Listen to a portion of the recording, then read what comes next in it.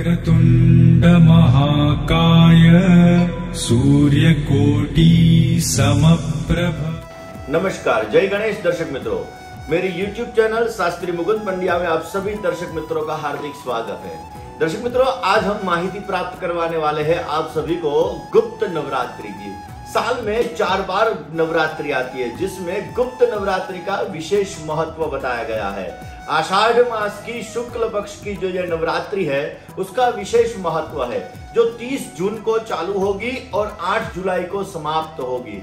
दर्शक मित्रों, कहा जाता है कि साल की ये नवरात्रि जिसमें साधनाएं विशेष मात्रा में होती है और ये साधना करने से सभी लोगों की मन की मनोकामनाएं परिपूर्ण होती है। कोरोना के बाद हम देख रहे हैं कि कई लोगों को एजुकेशन रिलेटेड, कई लोगों को अपने खास आजीविका रिलेटेड प्रॉब्लम्स होती है। तो ये सभी प्रॉब्लम्स को दूर करने के लिए ये नवरात्रि में क्या प्रयोग किया जाए और गुप्त नवरात्रि में मां दुर्गा की उपासना के लिए शुभ मुहूर्त क्या है, यही बात पर आज हम बात करने वाले हैं।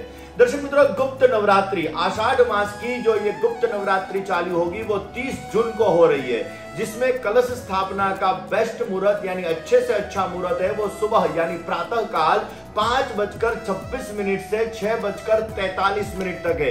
इसमें कलश स्थापना करने से हमारे आयु आरोग्य में वृद्धि होती है और हमारे कार्य सिद्ध होते हैं। कलश स्थापना के लिए मिट्टी लेनी पड़ती है आपको, और खास करके देखा जाए तो एक माटी का घड़ा, उसमें आपको ये कलश स्थापना करनी रहती है, जिसमें आप जल भर सकते हैं, ऊपर आप पंच पल्लव रख सकते हैं और साथ में एक पूगीफल यानी सुपारी भी आप उसमें डाल सकते हैं। पंचोपचार से षोडशोपचार से भगवान गणेश और मां दुर्गा की आराधना करके कलश स्थापना की जाती है, जिसमें जुआरे का बेहद महत्व बताया गया है। वैसे हमारे शास्त्रों में कहा गया है असतो मां सद्गमय तमसो मां ज्योतिर्गमय, यानी हमारा जो शास्त्र है वो अंधेरे से उजास की ओर जाने वाला शास्त्र है। इसीलिए गुप्त नवरात्रि में अखंड दीपदान का भी विशेष प्रकार का महत्व है। यानी अगर आप नवरात्रि का व्रत कर रहे हैं तो आपको दिया जलाना बहुत जरूरतमंद है। यानी आप दिया जला रहे हैं, आप अखंड दीप नारायण प्रज्वलित कर रहे हैं, तो उससे आपको बेहतर रिजल्ट प्राप्त होगा।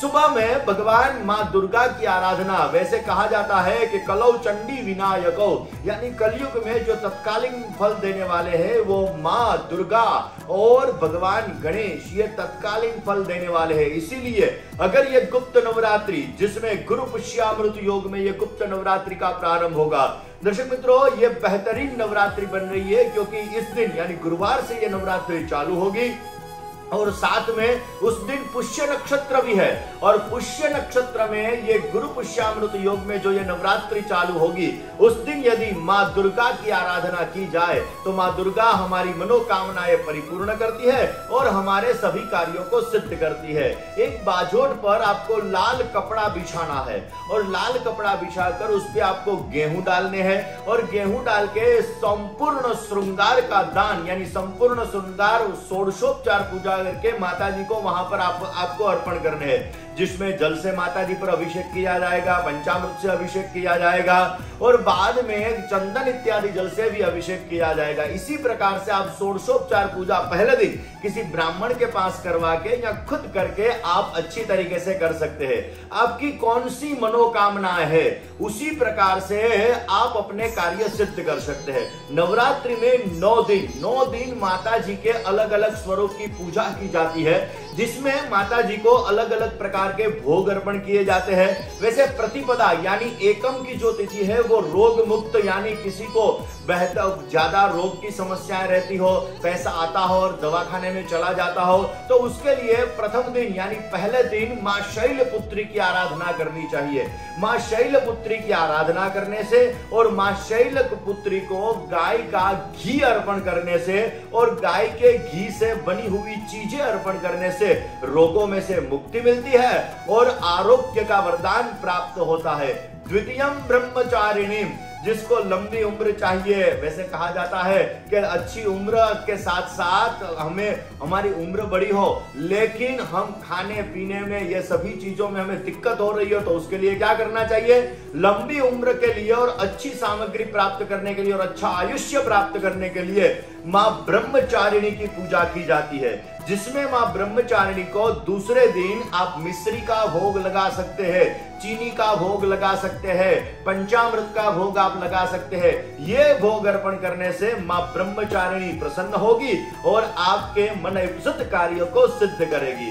तृतीय नवरात्रि यानी माता जी की नवरात्रि के ये तीसरे दिन सभी दुखों को मुक्त करने के लिए, आपके जीवन में ज्यादा दुख आ रहे हैं, ज्यादा तकलीफें आ रही है, ज्यादा परेशानी आ रही है, लिक्विडिटी रिलेटेड प्रॉब्लम्स यानी आर्थिक समस्याएं आपको है, तो आपके घर में सभी जगह पर आपको ज्यादा दिक्कतें हो रही है, तो ये दिन माता जी की अवश्य आपको पूजा करनी चाहिए। माँ दुर्गा की आराधना तृतीय नवरात्रि के दिन करने से, माँ चंद्र घंटा की आराधना करने से, दूध और दूध से बनी हुई चीजें माता जी को अर्पण करने से, माँ दुर्गा को अर्पण करने से जो आपको दुख की समस्या है, आपको एक्सीडेंटली प्रॉब्लम्स आ रहे हैं, वो सभी प्रॉब्लम दूर होंगे और आपको बेहतरीन रिजल्ट मिलेगा। चतुर्थ नवरात्रि, वैसे कहा जाता है कि जिसको बुद्धि क्षमता ज्यादा चाहिए यानी तेज बुद्धि, हम जो भी काम करते हैं उसमें बुद्धि का प्रयोग ज्यादा होना चाहिए, क्योंकि आगे स्मार्ट वर्क, हम परिश्रम ज्यादा कर रहे हैं लेकिन स्मार्ट वर्क नहीं कर रहे हैं तो दिक्कतें होगी। इसलिए स्मार्ट वर्क आपको करना है, आपको लक्ष्य को प्राप्त करना है, आपको आपकी बुद्धि की क्षमता को बढ़ाना है। तो चतुर्थ दिन माँ कुष्मांडा की पूजा करनी चाहिए। माँ कुष्मांडा को मालपुए का भोग लगाना चाहिए। मालपुए का भोग लगा के आप माँ कुष्मांडा की आराधना अवश्य कर सकते हैं। पंचम नवरात्रि, पांचवी नवरात्रि है वो स्वास्थ्य यानी अपना शरीर अच्छा रखने के लिए है, यानी हमारा शरीर निरोगी रहे, हमें बीमारियां कम हो और हमारा आयुष्य और आरोग्य अच्छा प्राप्त हो। इसलिए पांचवी नवरात्रि के दिन मां स्कंद माता की आराधना करनी चाहिए। मां स्कंद माता को केले का भोग अर्पण करना चाहिए। केले का भोग अर्पण करने से मां स्कंद माता प्रसन्न होती है और हमें स्वास्थ्य का वरदान देती है।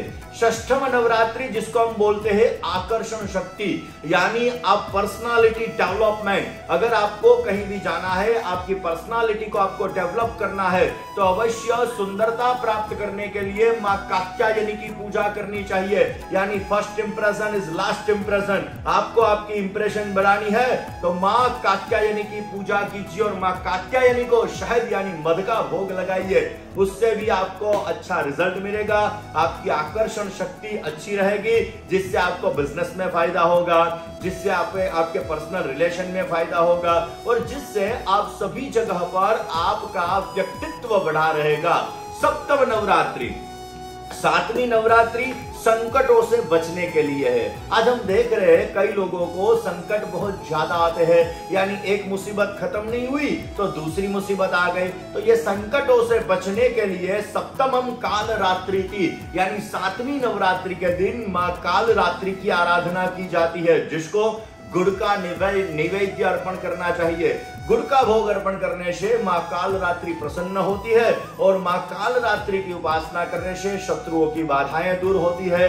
एक्सीडेंटली यदि हम पर कोई वार कर रहा है तो वो हमें फायदा मिलता है, सपोर्ट मिलता है। और साथ साथ में देखा जाए तो कई लोगों को जिस तरीके से अपने गुप्त शत्रुओं की बाधा रहती है वो बाधाएं भी दूर होती है। जिनको संतान रिलेटेड समस्या है, शादी को 5 साल हो गए, 10 साल हो गए, 15 साल हो गए और उनको संतान नहीं हो रही है, तो नवमी नवरात्रि के दिन खास करके देखा जाए तो अष्टमी नवरात्रि के दिन यानी 8वीं नवरात्रि के दिन महागौरी माँ की पूजा करनी चाहिए। नारियल का भोग माँ गौरी को अर्पण करना चाहिए और उससे संतान रिलेटेड समस्याएं दूर होती है। और माँ गौरी की उपासना करने से ओम ह्रीं महागौर्यै नमः यह मंत्र का जप करने से भी आपको संतान में फायदा होगा, संतान सुख प्राप्त होगा और बेहतरीन लाभ मिलता रहेगा।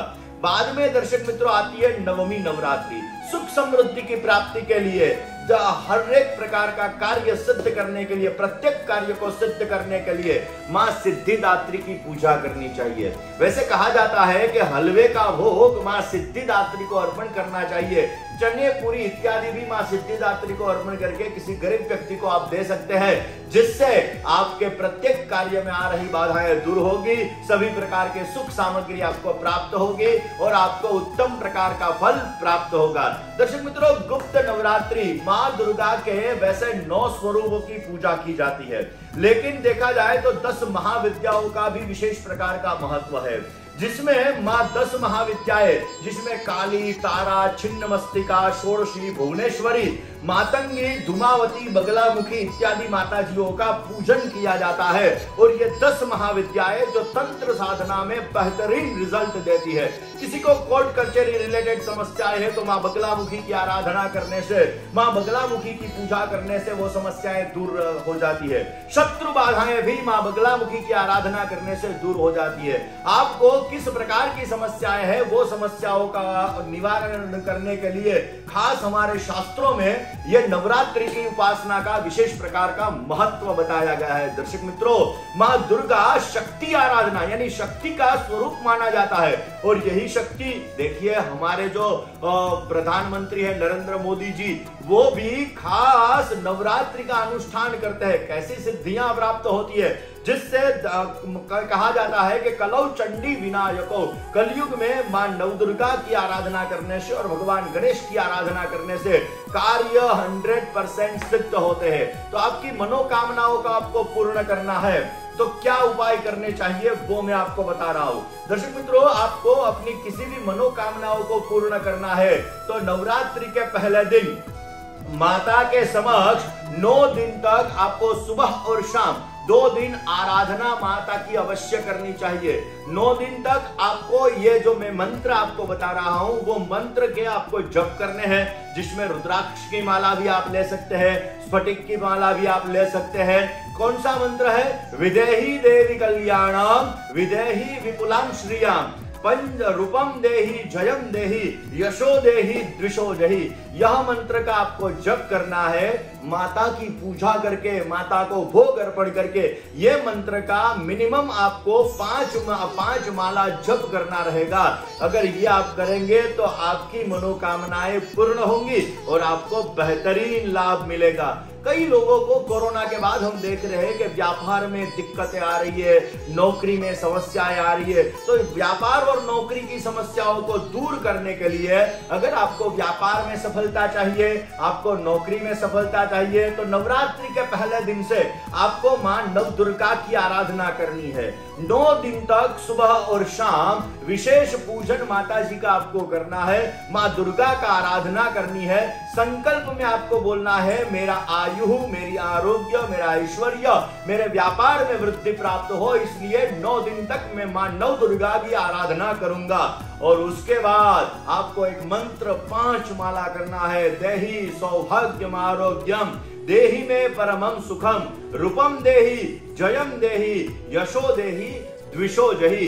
ये मंत्र की 5 माला आपको प्रतिदिन नवरात्रि यानी रात्रि को मां दुर्गा की आराधना यानी ये 9 दिन तक यदि आप रात के समय ये 5 माला का जप करेंगे तो अवश्य आपको प्राप्ति होगी। दर्शक मित्रों, आषाढ़ी नवरात्रि की आप सभी को बहुत बहुत शुभकामनाएं। आपकी यह नवरात्रि आनंदमय मंगलमय हो, आपके आप कार्य सिद्ध कर सके। और ज्योतिष रिलेटेड कोई भी समस्या, वास्तु रिलेटेड कोई भी समस्या हो तो उसके लिए आप मेरा संपर्क कर सकते हैं। अगर आपने मेरी चैनल को सब्सक्राइब नहीं किया है तो आप सब्सक्राइब कर लीजिए। प्रतिदिन आपको नए नए वीडियोस मिलेंगे। YouTube में आप लोगों को वास्तु रिलेटेड, ज्योतिष रिलेटेड मैं अवश्य माहिती प्राप्त करवाऊंगा, जानकारी प्राप्त करवाऊंगा। दर्शक मित्रों, अगर आपको धन दौलत संबंधित समस्याएं है यानी आर्थिक दिक्कत हो रही है तो आर्थिक दिक्कतों को दूर करने के लिए आपको क्या करना चाहिए? इस संसार में देखा जाए कि जो लोग ज्यादातर आर्थिक समस्याओं से जूझ रहे हैं, ऐसा कहा जाता है कि कलयुग में पैसों का महत्व ज्यादा है, यानी पैसों की समस्याएं दूर करने के लिए खास भगवान नव दुर्गा की आराधना अवश्य करनी चाहिए। जिसमें मेरु पृष्ठ श्री यंत्र की आप पूजा करें। ये 9 दिन तक मेरु पृष्ठ श्री यंत्र उसकी आप आराधना करें। श्री दीक्षा लिए हुए ब्राह्मण के पास ये यंत्र को सिद्ध करवा के यदि आप ओम श्रीम ह्रीम श्रीम कमले कमलालये प्रसीदा प्रसीदा श्रीम ह्रीम श्रीम महालक्ष्मी नमः यह मंत्र का 1.25 लाख जप आप नवरात्रि के दौरान करते हैं तो आर्थिक समस्याएं भी आपकी दूर होंगी और आपको बेहतरीन फायदा मिलता रहेगा। दर्शक मित्रों, ऐसी ही अच्छी अच्छी जानकारियां मैं अपनी YouTube चैनल पर देता रहूंगा। आज के लिए मैं आपसे विदा लेता हूं और आपको जो भी कोई समस्या हो तो आप मेरा Facebook अकाउंट और इंस्टा अकाउंट में आप मुझे फॉलो कर सकते हैं और आपकी समस्याओं को मुझ तक पहुंचाने का प्रयास कर सकते हैं। तो मुझे दीजिए इजाजत। जय गणेश।